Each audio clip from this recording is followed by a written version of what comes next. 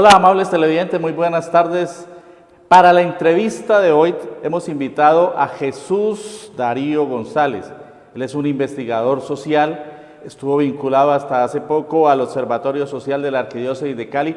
Hoy está desarrollando un trabajo muy importante de seguimiento a todo el proceso de dejación de armas de las FARC. Está vinculado actualmente a la misión de observación electoral. Es un investigador muy destacado de nuestra ciudad, es doctorante en antropología y con él vamos a analizar rápidamente la noticia del día, que es el proceso de diálogo que se ha iniciado con el Ejército de Liberación Nacional. Después de múltiples obstáculos, después de muchas dificultades, se inicia hoy la que se ha denominado la fase pública de diálogo con el ELN en la ciudad de Quito, en Ecuador. Muchas gracias, doctor Jesús Darío González, por estar en Pacífico Noticias.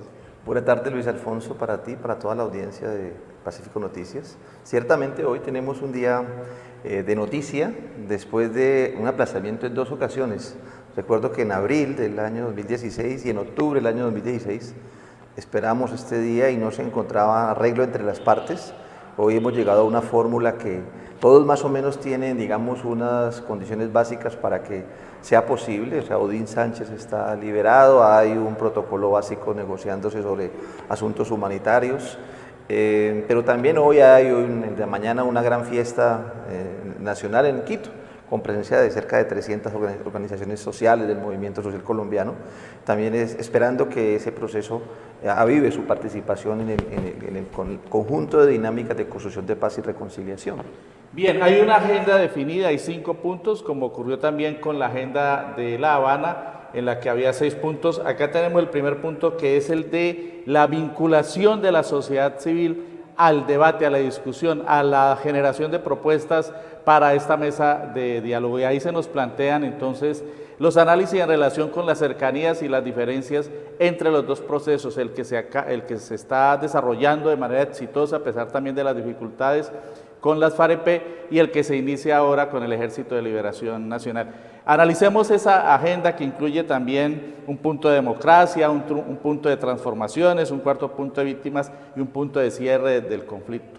¿Cómo analiza usted esa agenda, doctor Jesús Darío? Pensar que esto de hoy es que el país, la Colombia de hoy, sigue de largo buscando la paz y suma el proceso construido con las FARC en estos 6 años, ya en un proceso de concreción, a una nueva dinámica que tiene que coger la posta. ¿Cuáles son los elementos de la posta? El punto de fin del conflicto, el aspecto de reparación a las víctimas, el aspecto de justicia transicional, esos asuntos yo creo que van a ser punto de partida digamos, para avanzar. Y la especificidad de esta concertación está en los primeros 3 puntos de la agenda, que están definidos en palabras: participación, democracia y transformaciones para la paz. Creo que ahí lo que hay una gran cantidad de asuntos que fueron engavetados en el debate FARC-gobierno, que van a volver a salir porque sencillamente en justicia son asuntos que son fundamentales para una agenda de transformaciones que garanticen una paz duradera y que no haya repetición del conflicto. En ese sentido tendría, digamos, que mencionar dos asuntos que me parecen claves para la sociedad colombiana. En ese punto específico de la democracia, la paz y las transformaciones. Un gobierno que está cerrando, está a 1 año y pico de cerrar, le cuesta trabajo con el capital que tiene, digamos, abrir una agenda que puede ser toda la reivindicación de la sociedad colombiana.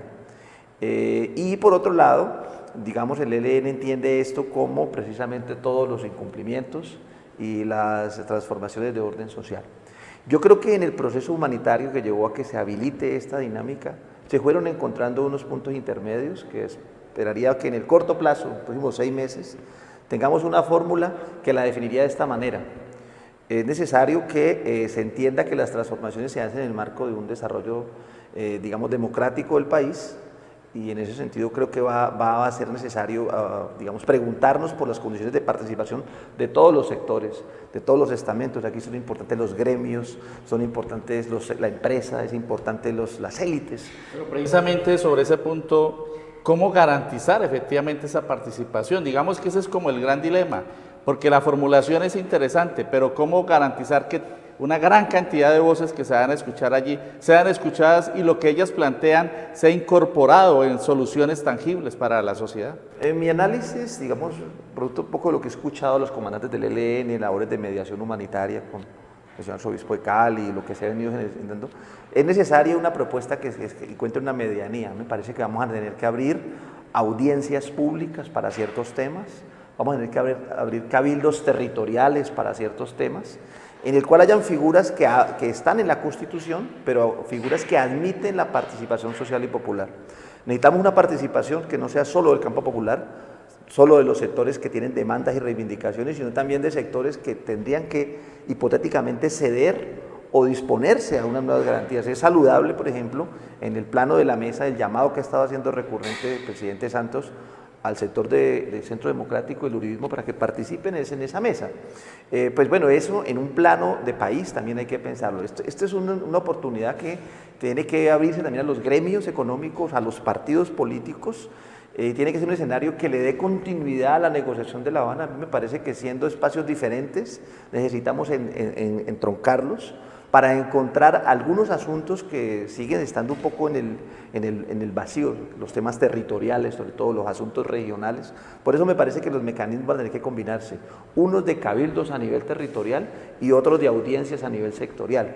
Por ahí me parece que van a encontrarse fórmulas y esto tiene que estar cimentado básicamente en una dinámica paralela que tiene que significar acuerdo humanitario para que todos los demás asuntos puedan avanzar en clave de democracia y participación. Que implicaría entonces seguramente un acuerdo inicial sobre un cese bilateral del fuego, por ejemplo. Un cese bilateral, todos los asuntos, digamos, de aseguramiento de zonas para evitar riesgos de asesinatos y de amenazas al movimiento social colombiano, que implicarían condiciones de seguridad a comunidades que han sido victimizadas en los últimos periodos, que significaría que el Estado cumpla la garantía que prometió con las FARC de no permitir que haya revictimización en las zonas de donde las FARC se están yendo.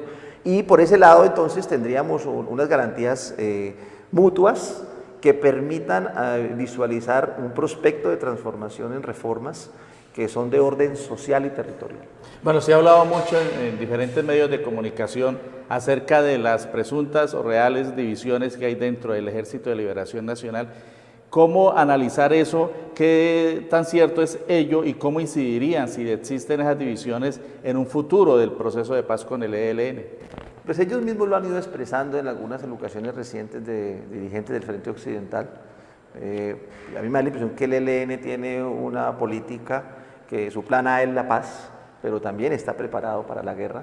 Y hay sectores que interpretan el plan B como un plan que casi que es definitivo. En ese sentido, a mí me parece que más que una división es que en el conjunto del ELN va a la mesa preguntándose si tiene garantías para hacer que su desmovilización contribuya a la transformación de la sociedad colombiana. Ese test tendrá que hacerlo el ELN en las primeras de cambio en lo que hoy se instala, lo mismo que el gobierno. El gobierno tiene un capital político, un acumulado importante de su programa, y un logro importante con la paz con las FARC, y tiene que saber si el capital político que tiene le da para empeñar la palabra en un proceso de corto plazo que muy posiblemente no terminaría.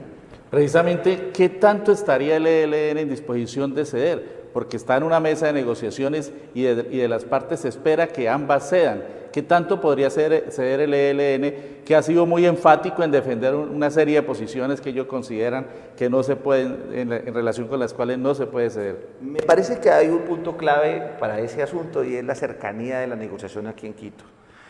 A mí me parece que lo que hoy veamos, vamos a verlo, tiene que ver con que haya también la presencia de una dirigencia política, que estén presentes los partidos. Es decir, si esta negociación al ELN le significa un diálogo con la sociedad colombiana, un debate sobre sus planteamientos equivocados o no, con respecto al país de hoy, a lo que el país necesita, seguramente tendríamos en un mediano plazo un horizonte en el cual también el ELN entienda cuál es la dinámica de transición en la cual hoy estamos, cuál es el momento geopolítico en el cual estamos y cuáles son, digamos, esas demandas de pueblo que, digamos, se dice representar, ya interlocutadas. Entonces yo creo que lo que aspiración que podríamos tener desde el punto de vista de la paz es que una organización insurgente como el ELN también pueda tener un proceso, un periodo, ojalá corto, pero un periodo en el cual pueda sopesar sus argumentos de cara a realidades, de cara a otras voces, y que entonces podamos encontrar un mecanismo de agenda que logre situar que no es solo un problema de garantías para desmovilizarse, sino que es un asunto de cuál es la estrategia de la transformación de la sociedad colombiana. Bueno, muchas gracias, doctor Jesús Darío González. Él nos ha planteado un aspecto fundamental, que este proceso necesita no solo de la vinculación de los sectores populares, sino de amplios conglomerados de la población que incluya a toda la nación. Vamos a un corte de comerciales y regresamos con más información. La verdadera música del amor